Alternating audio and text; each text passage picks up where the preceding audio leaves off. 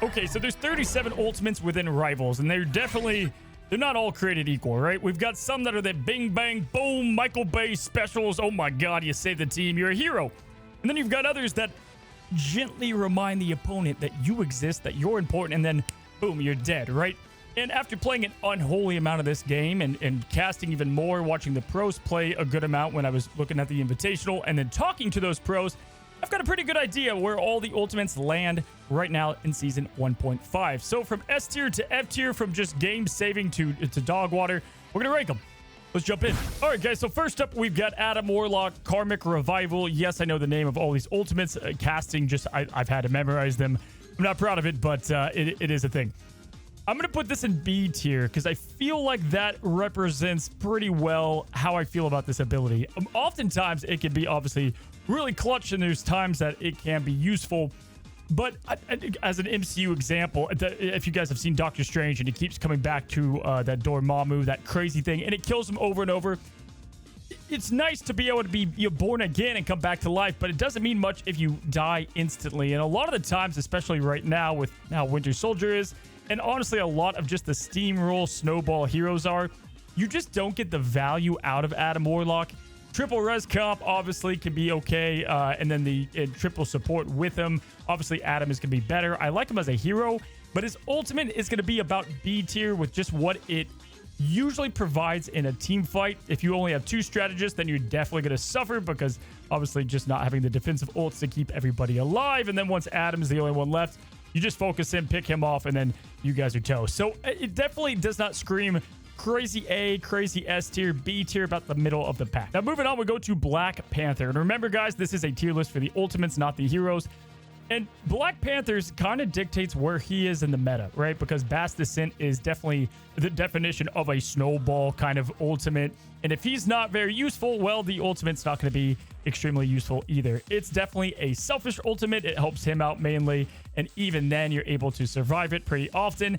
I'm not going to give it the disrespect of F tier. I do think you can get some crazy things going if you're elite at the character. But overall, it's about D tier. It's close to F tier. It's almost there, but ultimately, it's just an ultimate disappointment. The name of the category. Speaking of ultimate disappointments, and probably even more so than that, we've got Electroplasmatic. I actually don't know the name of this one. I'll be honest. Explosion, something like that. This ultimate, every now and then, if you have a cracked Black Widow, sure, it's fine. But if we're going to go by that standard, then we could have put much in the F tier. I think this kind of defines a just not important ultimate. Just doesn't do much in most elos. Definitely maybe at the highest ends, sure. This is just a waste. And I'll be honest, sometimes it ults and I don't even care. It just doesn't stop me from doing anything. The Thor that's punching your supports in the face, this is not going to slow them down, right? It's definitely just like, it could be an ability almost, just complete ass. Now, Captain America and Freedom Charge has seen a lot of buffs the last couple of patches, and I would say it's a tough one to rank. It is a little bit of a selfish ability. Yes, you can heal off it, but mainly this is used for one thing, and why I'm going to put it in the C tier, and that's because he's just impossible to kill. A Captain America, I've been in plenty of games where the Cap just stalling the point enough or the objective is what won them the game because everybody was able to come back and you're just not able to kill the damn living legend. This guy is stupid annoying and this ult kind of feeds that. And now that his kit is designed better to stay even more alive with his shield, plus all the other ability cooldowns and the way that they've changed this one and the bonus health, it's not bad. It's not good. It's not bad. It's definitely C tier at the highest level. I don't think I could put it higher, and I could arguably put it lower, but C tier feels about right. Next up is Bruce Banner, the Hulk. It's B, so we're going to go with that. And I've got this in B tier. Monster Hulk is definitely one of those ultimates that make everybody stop what they're doing and focus, a source of just extreme potential. And this can definitely win fights. It can, trade and completely wipe out supports, and it's just it's a momentum stopper and an ultimate that you do have to respect. In my opinion, it's never A tier. It's not S tier. Even the best of Hulks, especially. Where is that right now? But it's not bad. We're not talking about World Breaker where he slams back and forth. This is just going into Monster Hulk mode. The claps are great. The insane health pool is awesome. Hulk right now is in not the best of spots, but this is kind of representative of who he is too right now in a regular tier list. B tier for Hulk. I'm moving right along. We have Cloak and Dagger, and this was one that actually a lot of the pros had me take down. I had it in A tier. They were like, absolutely not. It's got to be in B tier. And I think they're right. Eternal Bond I think we all know used to be just one of so stupid strong. And now it just doesn't have that it factor, right? Because it doesn't stack. Yeah, it's faster and it still does its job well, but it's just a shadow of what it once was. It's decent. It's definitely, in comparison to the other supports, not the strongest and game saving. It can give you some momentum. It can protect you from the Bucky ult, so it does its job well. I'm going to put it in B tier, though. I got to convince to this, and I do agree. It's just in comparison to the other ones and in oftentimes battle, it's just kind of in the middle of the pack. Now, Doctor Strange and the Eye of Agamotto. This is obviously our first S tier ultimate. This is the momentum changer, the game winner, the clutch overtime preventer. It can win team fights by itself, and this is why if you're cracked at Doctor Strange, you can help the rest of your team out and just win by getting a good enough Agamotto. It forces hero switches to protect from it, and it's just easily one of the best ultimates in the game for combo setups and team wipes. This is a no-brainer. We don't have to go into it that much outside of the setup time is a little difficult, and there are things that can block it. Invisible Woman, it would take it down a peg because she can push it away, but as long as you're tracking cooldowns and or who's around you, it's just one of the best in the game. Speaking of which, we've got our next S tier, and that's the other combo setup, and it's Groot in the Strangling Prison, right? Saw this oftentimes in pro play, but also just Groot's one of the best, if not the best Vanguard currently right now.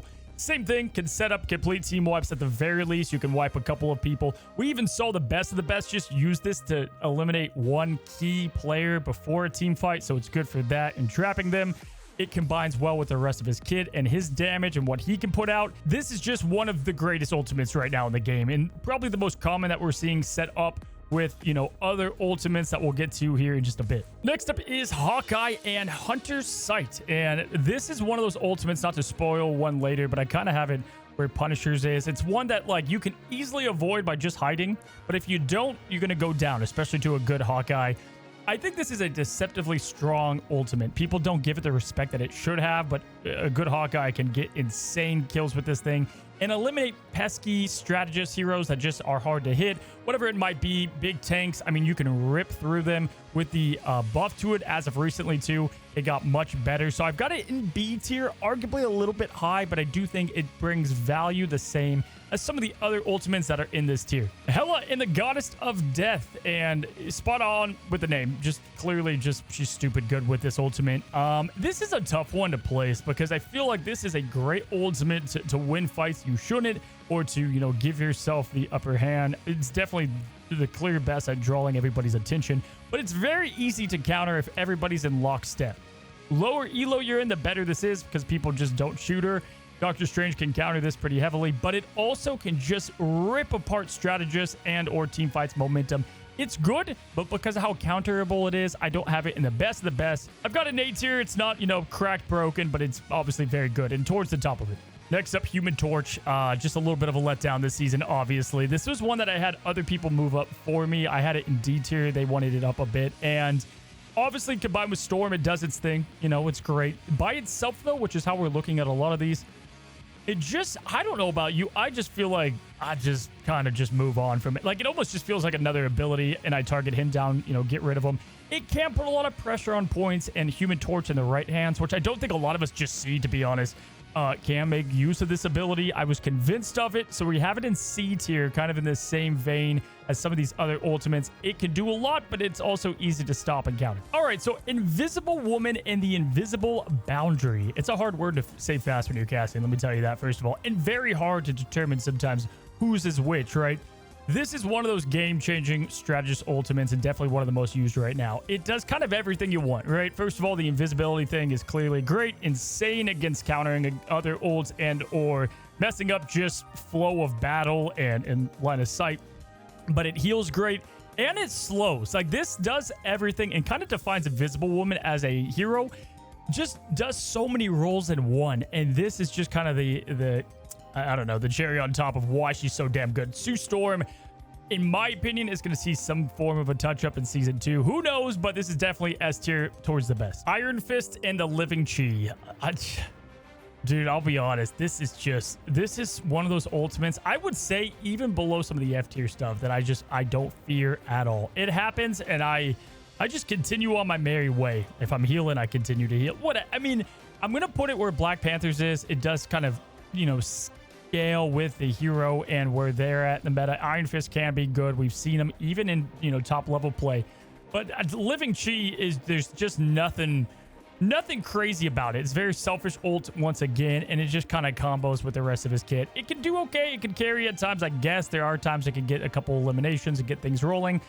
But in comparison to like Black Panther, I fear that more than this. All right, Tony Stark, Iron Man.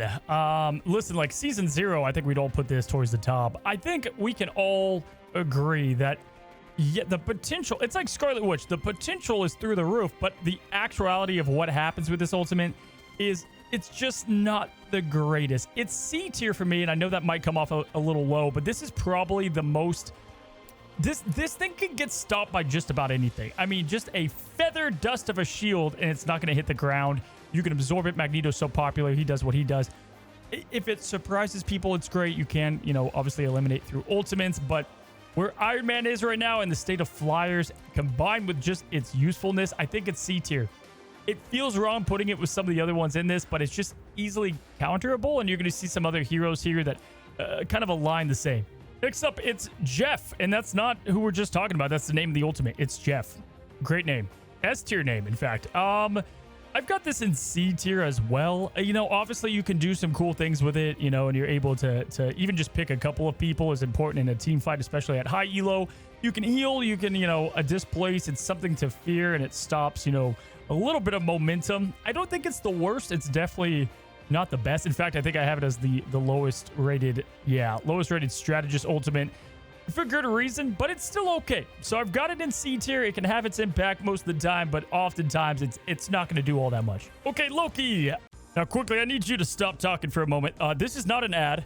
I guess it kind of is for me. It's for my channel. If you haven't already, we're almost at 100,000 subs, so subscribe down below if you haven't.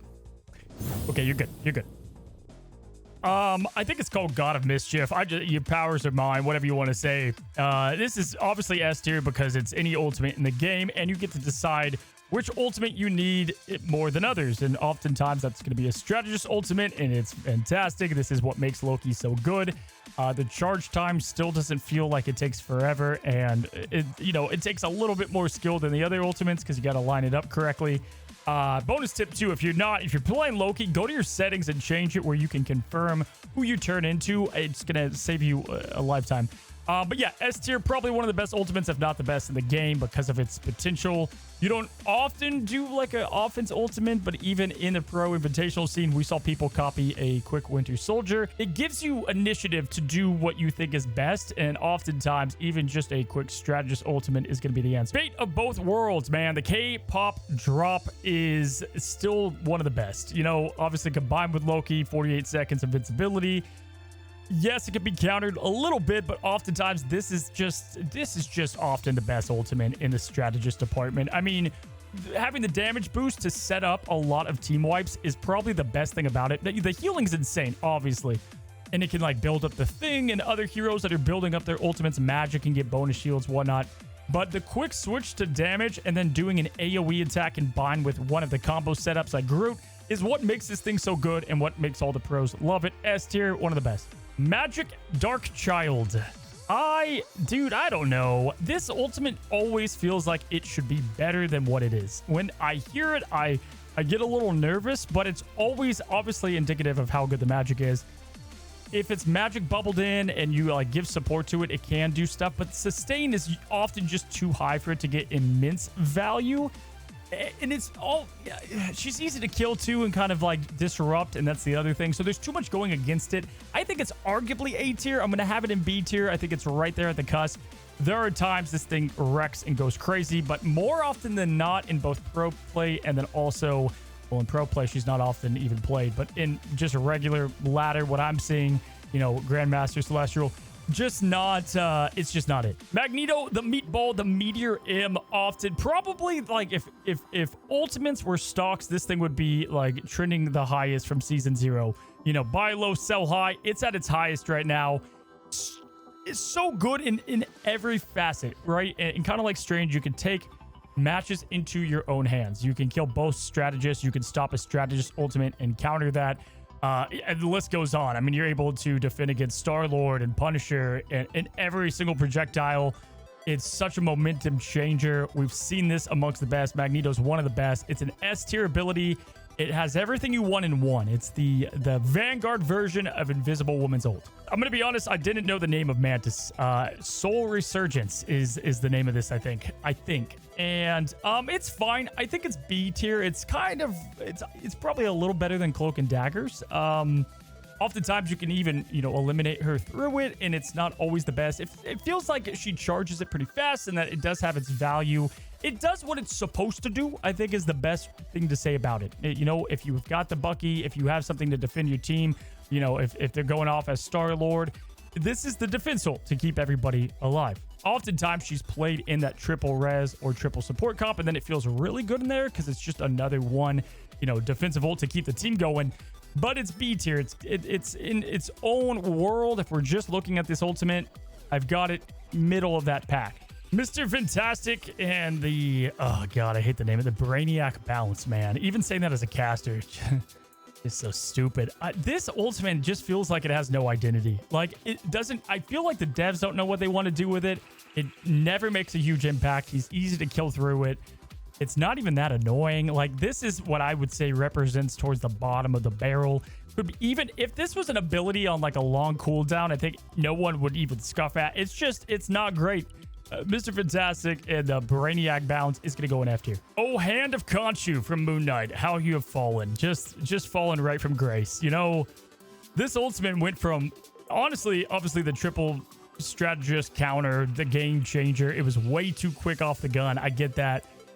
It's still good if you combined it with Groot, and it can do things there. But oftentimes, this is kind of like Iron Man. This is why I have them in the same tier. It's too easy to counter, and oftentimes it doesn't have the impact you think it does. Its potential's high. You can do some nice setups. You can often get like double eliminations from it, but it's not going to be that duelist ult that saves the day anymore. It went from top tier, like best of the best in season 1, and then in season 1.5, it has fallen massively in grace. Namor, the Horn of something. We're just going to call it Moby Dick, the whale, whatever. This is a great ultimate. The damage this thing can do, this is the #1 ultimate you see boosted up from Luna's. And with the damage boost from Luna, Rocket, you're able to eliminate strategists through their ultimates and or team wipe. I mean, this has some of the best use. Its range is crazy. It feels like it's often charged up fast because of the turrets and just the way that he snowballs as a character. This is a great ultimate. I've got it in A tier. It's not S tier, but it's definitely pretty close to game changing. Peni Parker, I feel like all the ultimates I don't like, I hate the names too. Spider Sweeper. Again, don't know about you guys, kind of like Plasmic Explosion. When this goes off, it's Spider. I just keep going on my merry way. Maybe I look over to the left and say what's up and then shoot a couple bullets her way. I would rather deal with that than Penny and just the constant nuisance that she's being around her nest. Like, it's almost better when she's in this form at times. I think it needs a boost of some kind. It's F tier. I think it's amongst one of the worst ultimates of the game. Little to no impact. Oftentimes, you're not getting much done here, especially in high elo. I'm sorry, Penny mains. Penny, I love her as a character. Don't like the ultimate. Psylocke and the Dance of the Butterfly. And I bet you nobody knew the name of that.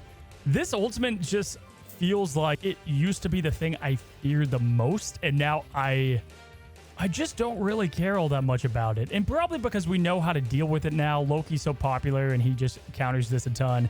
It got obviously nerfed a bit on what it counts towards hitting and going to the next target.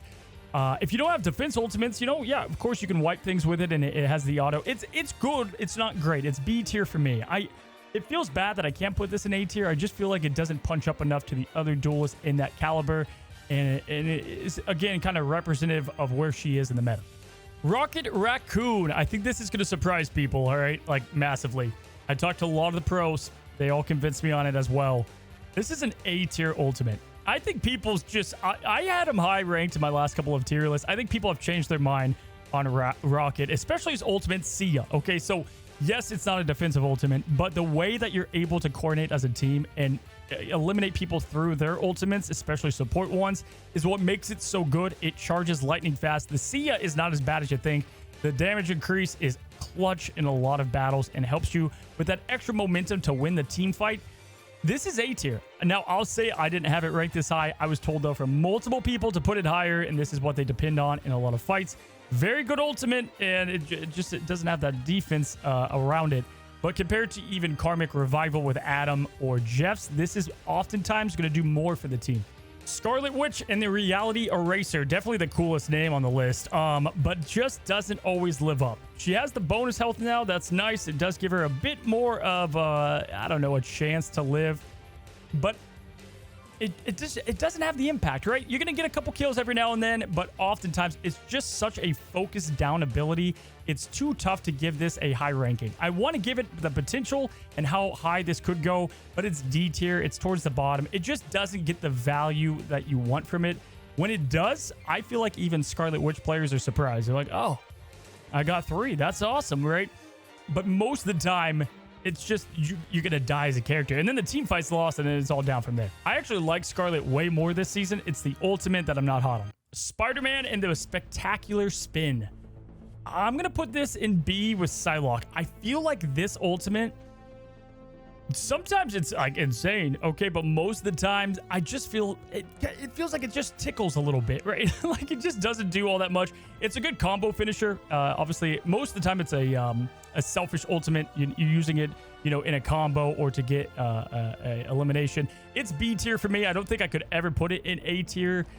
It can get its, you know, it's kind of like Magik's. Like it can get its eliminations. It can do its job. But I feel like more often than not, it's not like going crazy. But there are times that I've got to put the respect there. So B tier is where I've got it. Okay, so Squirrel and the Unbeatable Squirrel Tsunami. With the homing, this thing got so much better. And it's such an annoying...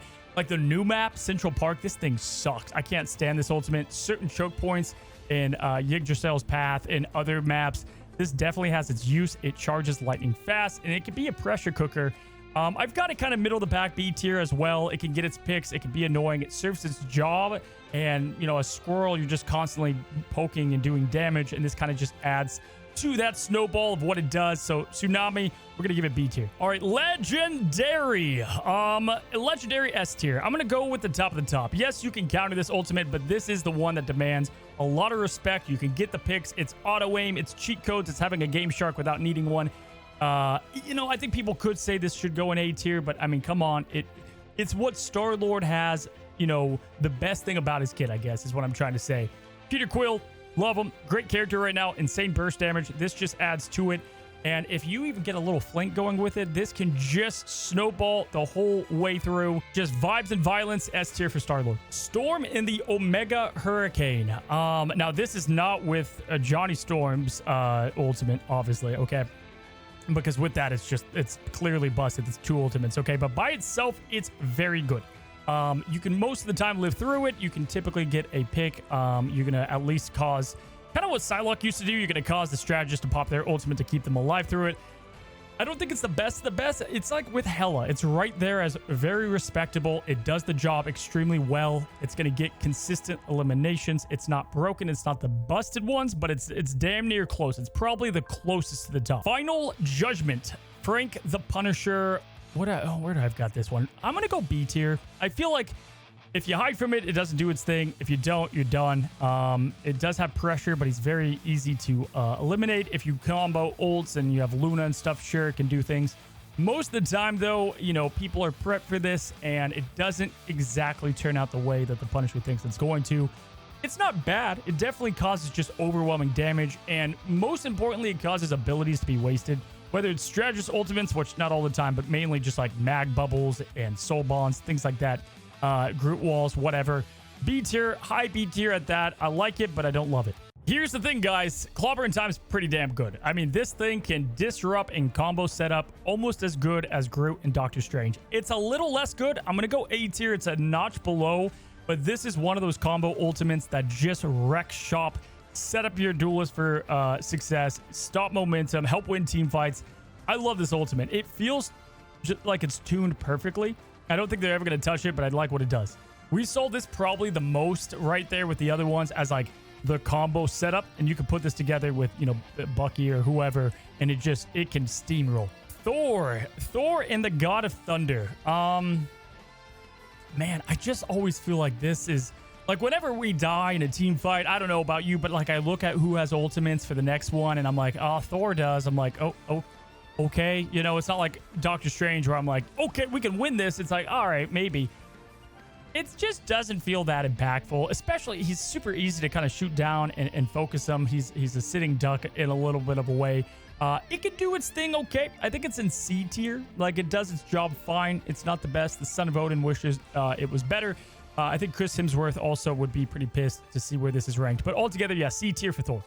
Okay, we're almost done, guys. We go to Venom, and what they've done with Venom as a character and the ultimate, stupid good. The Feast of the Abyss and the, you know, the movement boost, the inflicting damage to the 50% of the target's health, the combo setup, and with any form of really just synchronization of your team and having good teamwork, this is a game winner at times. I have it in A tier. It's close to S. It's that good. Oftentimes, people don't realize just how well this damn thing is, and it can be turned into bonus health. It has him. It's a kind of a selfish ultimate to keep himself going, but also a team one. So you've got two things happening at once. This ultimate, man, the symbiote just slicing through people. I love it. I got it in A tier. Winter Soldier. Screw this ultimate. Oh, man. This is the ultimate. Like, if you've lost a couple of games and then the next one you lose is because the Bucky on the other team just again crack an impact, makes an impact. This could just demonetize my whole channel if I really spoke how I felt. S tier for one. God, it just... During the Invitational, they would have highlights after the matches every single time. It was just the Bucky bar in the show. This is way too damn good. It's insane at pro play because they're so good with it. I think regular play, you know, you can mess up. I don't know if it needs to be tuned, but it definitely is annoying as all hell, right? His kit should be tuned. I don't think the ultimate does, but obviously this is a team wiper, momentum setter, and is one of the best in the game to win you the game. Wolverine in The Last Stand, probably one of the most disrespected ones as well. This thing, man, just like it throws off tanks. You can get rid of and dive towards strategists. The damage is crazy. You can get multi-kills, you know, you can get team wipes with it, heck, if you get a good enough one, and it perfectly fits Wolverine and him just going crazy, finishing this. Such a good ultimate. I've got it in A tier. It's not S tier. It's towards the top, not the very top. Often used from bronze all the way down to diamond. It's solid. So I'll get off the screen here, guys. Here you have it. This is all the ultimates and where I rank them currently within Rivals. Again, just complete game changers at the top, and then really good ones in the A tier, B tier. Super respectable, and then below that, I think could use maybe some love. C tier feels fine in its situation, and then D tier, F tier, just, yeah, not that great. So there you guys go. That's my opinion, best to worst. Am I wrong? Am I right? Do you agree? Do you disagree? Let me know down in the comments below your list, what you think the best and the worst is in the game. If you haven't already, subscribe as we climb up to 100,000 subs. Till the next one, happy rivaling.